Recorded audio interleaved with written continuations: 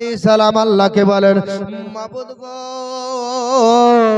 তুমি আমাকে দেখা দাও, দেখা দাও, দেখা দাও, দেখা দাও। আল্লাহ তোমাকে আমি দেখতে চাই, দেখতে চাই। হযরতে মুসা আলাইহিস সালামকে বলেন, আল্লাহ পাক রব্বুল আলামিন তুমি রেডি হয়ে যাও। আল্লাহর নূরের তাজাল্লি যখনই বাবা মেরেছে, সঙ্গে সঙ্গে আপনার তুর পাহাড় পুড়ে ছাই হয়ে গিয়েছে।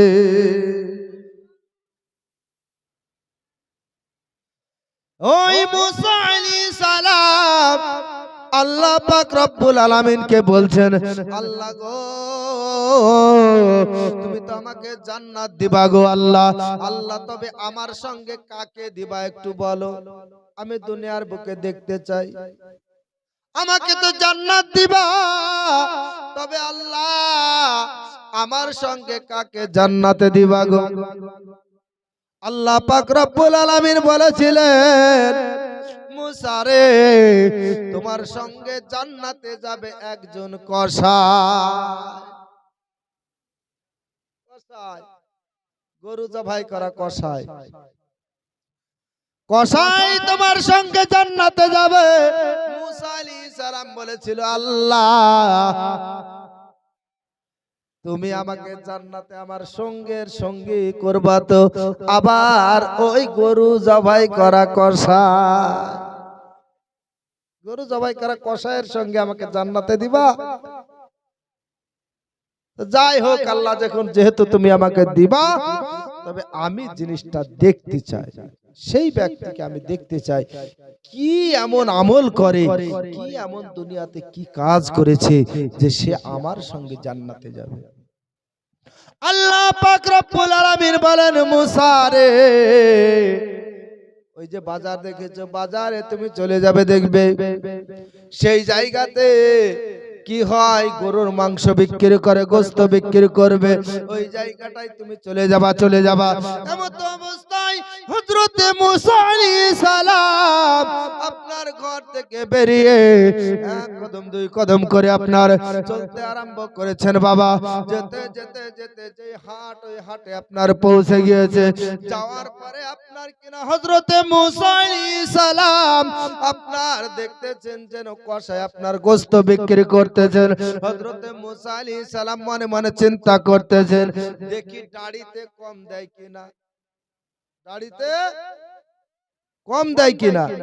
কারণ যদি দাড়িতে কম দেয় সে আমার সঙ্গে জান্নাতে যেতে পারবে না, কারণ পরের হক মেরে খাওয়া হচ্ছে।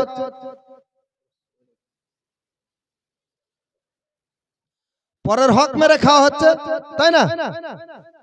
হযরতে মুসা আলাইহিস সালাম টুক টুক টুক টুক করে আপনার দেখতেছেন, বাপজির আমার সোনা মানিকেরা দেখতেছেন কি করে, কি করে আপনার গরুর গোশত বিক্রি করতেছেন বাবা।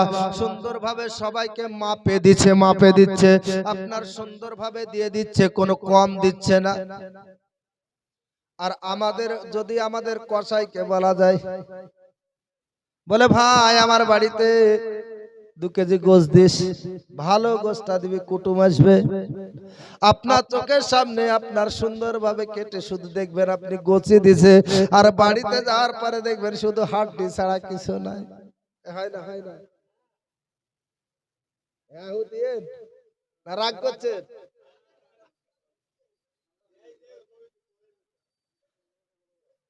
এ আমার আব্বাজির আমার সোনা মানিকেরা, হযরতে মুসা আলাইহিস সালাম সুন্দরভাবে দৃশ্যগুলো আপনার দেখতেছেন, কি করে, কি করে, কি করে আপনার সুন্দরভাবে গোশত আপনার বিক্রি করে যায়, বিক্রি করতেছেন, আর সুন্দর কিছু ভালো গোশত আপনার একটা জায়গাতে রেখে দিচ্ছে, কিছু ভালো গোশত আপনার একটা জায়গাতে রেখে দিচ্ছে।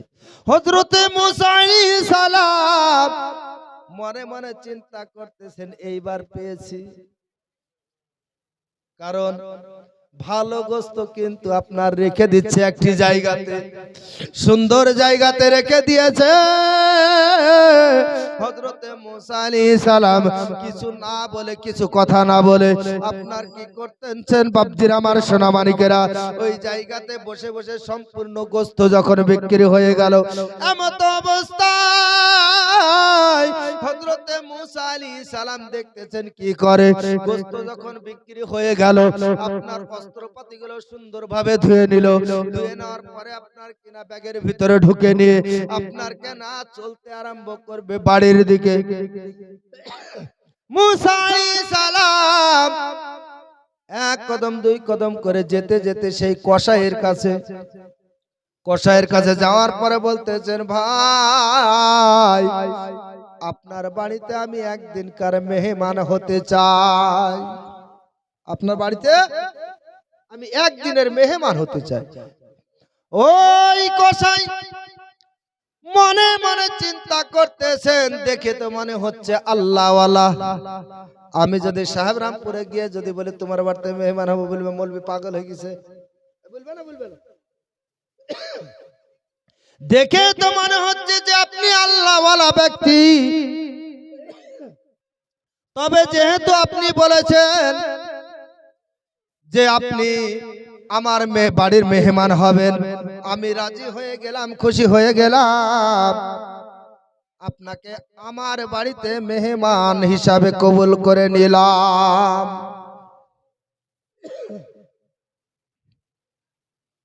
মেহমান হিসাবে কবুল করে নিলাম। পড়েন আল্লাহুম্মা।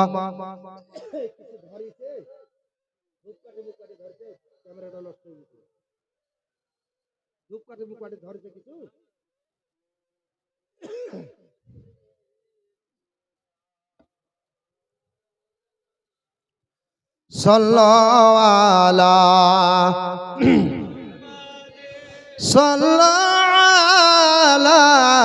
মুহাম্মাদ হরদম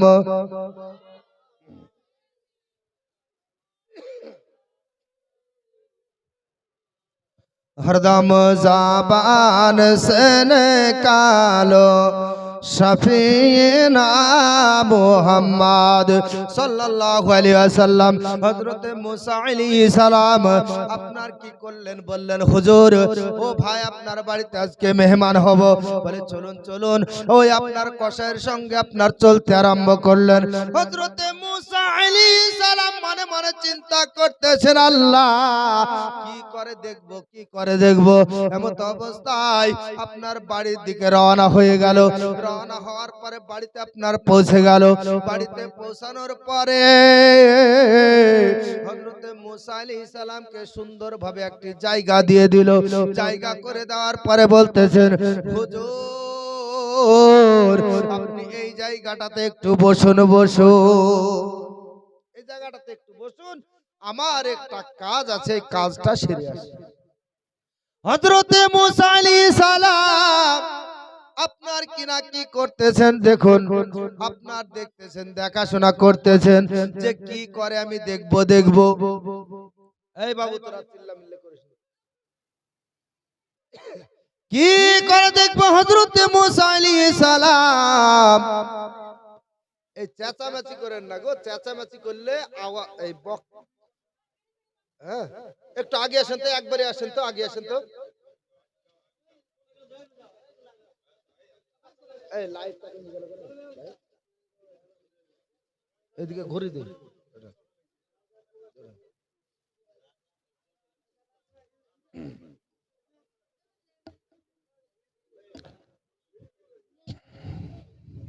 দয়ার নবী গো তুমি মরণ কালে দিও আমায় দেখা,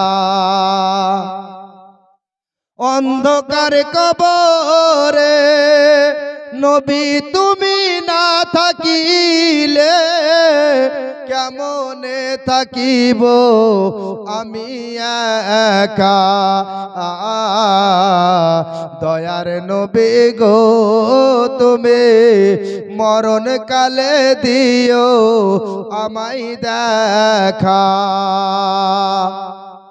তুমি যদি হওয়া আমার আমার বাহানাও তোমার নিদান কালে থাকবো নায়ার একা ও গো নবী প্রেমময় যদি তোমার দয়া হয় ও গো নবী প্রেমময় যদি তোমার দয়া হয় স্বপ্নেতে দিও একবার দেখা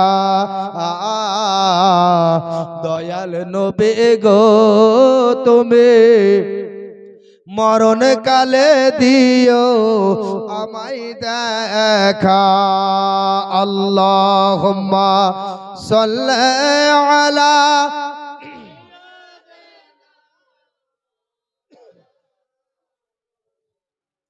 হযরতে মুসা আলাইহিস সালাম এক জায়গায় বসে বসে দেখতেছেন ওই আল্লাহর বান্দা কি করে দেখা যাক ওই আল্লাহর বান্দা আপনার করলেন কি এক কদম দুই কদম করে আপনার যেন ঘরের ভিতরে যেতেছেন ঘরের ভিতরে যাওয়ার পরে আপনার দেখা যায় একজন মা জননী যেই মা জননী আপনার প্রস্রাব পায়খানা বিছানায় করে যেই মা জননী চলতেও পারে না উঠতেও পারে না বসতেও পারে না যেই মা জননী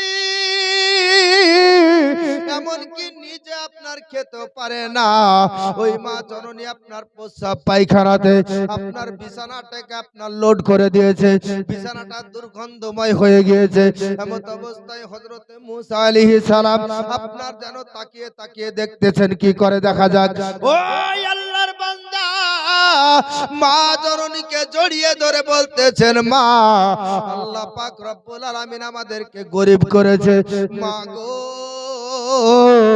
আল্লাহ পাক রব্বুল আলামিন আমাদেরকে অভাবী করেছে আল্লাহ পাক রব্বুল আলামিন দুনিয়ার বুকে আমাদেরকে সম্পদ কম দিয়েছে ও মা জননী জননী যদি কাজ না করি গো মা তবে আপনাকে খেতেও আমি দিতে পারবো না মা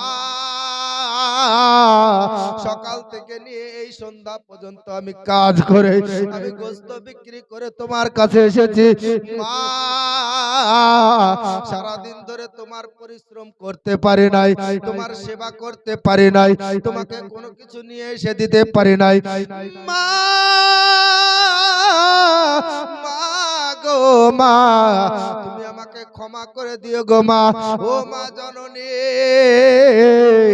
তুমি আমাকে মাফ করে দিও এইরকম দৃশ্য যেন হযরতে মুসা আলাইহিস সালাম আপনার এক জায়গাতে বসে বসে দেখতেছেন এমন অবস্থায় ওই কলিজার টুকরা সন্তান আপনার কিনা কি করলো বাবা কলিজার টুকরা সন্তান আপনার মা জননীর কাপড়গুলোকে আপনার পরিষ্কার করে দিয়েছেন আপনার নিজে হাতে যেন পরিষ্কার করতেছেন করতেছেন এমন ভাবে পরিষ্কার করতেছেন হাত দিয়ে পরিষ্কার করতেছেন পায়খানা যেন আপনার গায়ে লেগে শুকিয়ে গিয়েছে মা জননীর পায়খানাটা যখন আপনার হাত দিয়ে পরিষ্কার করতেছে এমন তো অবস্থায় মা জননী ছেলের দিকে তাকিয়ে তাকিয়ে দেখে আর সন্তান বলতেছেন মা তুমি চিন্তা করো না আমিও সন্তান একদিন ছিলাম মা গো ও মা আমিও যখন ছোট ছিলাম গো মা কখন প্রস্রাব করতে হয় কখন পায়খানা করতে হয় আমি জানতাম না মা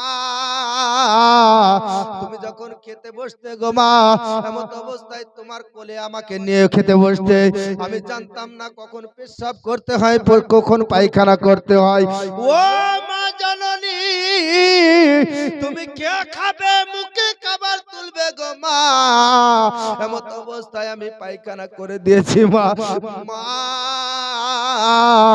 তুমি আমাকে সুন্দরভাবে আমাকে কখনো মারোনি কখনো আমাকে বকনি মা খাবারটাকে সুন্দরভাবে রেখে দিয়ে আমাকে পরিষ্কার করার পরে গো মা তুমি আবার সেই খাবার খেয়েছো ও মা তোমার ঋণ আমি শোধ করতে পারবো না। মা তুমি আমার আগে মরে যেও না। মা তুমি আমার আগে মরে যেও না। আমি কেমন করে দেব মাটি তোমারি কবরে। মা তুমি আমার আগে মরে যেও না। মাগো তোমার মতো লয় না কেহ আমায় বুকে টানে, আদর করে মুছে না কে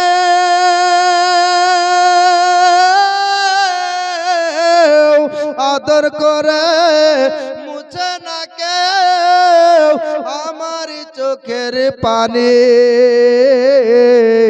হায়রে মা জননী আমার, হায়রে মা জননী।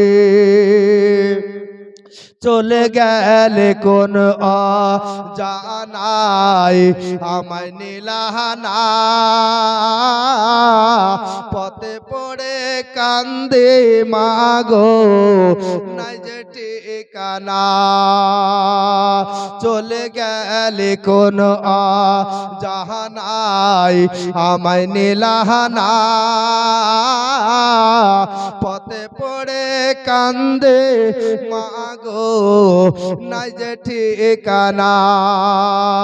তুমিও নাই বাবাও নাই,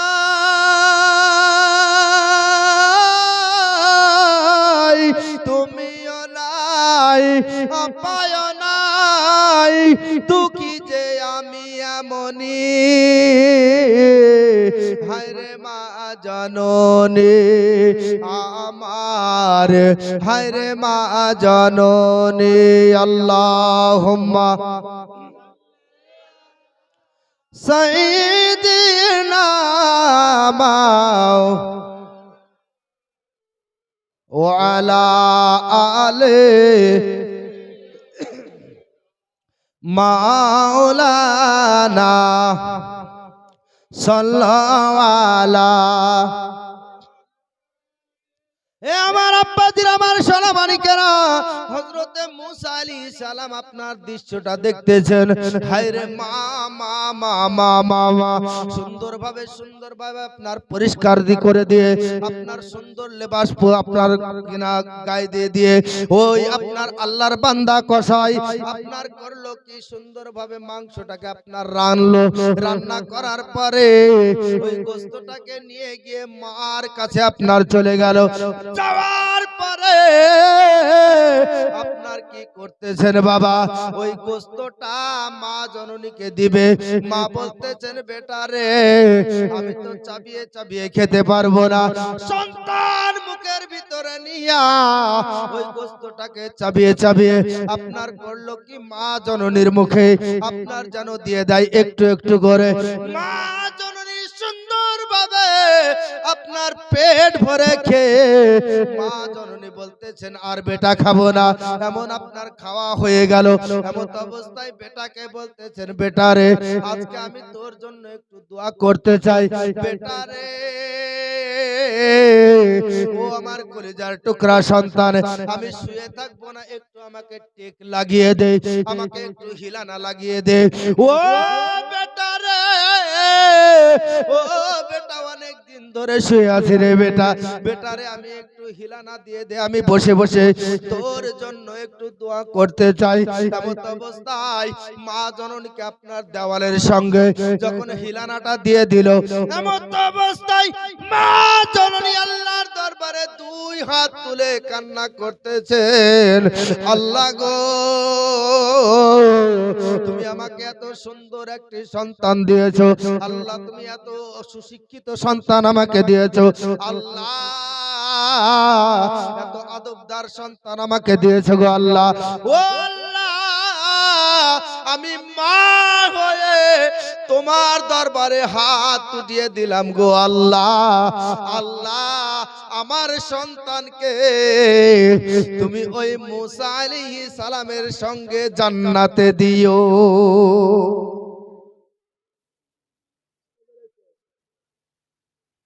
জান্নাতে দেওয়ার মুসা আলাইহিস সালাম ঘর থেকে আপনার শুনছে দৃশ্যগুলো দেখতে, যেমনই বাবা দোয়া করেছেন হযরত মুসা আলাইহিস সালাম ঘর থেকে বেরিয়ে আল্লাহর কাছে আপনার দুই হাত তুলে বলে, মাবুদ আমি যখন সন্তান জন্মগ্রহণ করেছিলাম আল্লাহ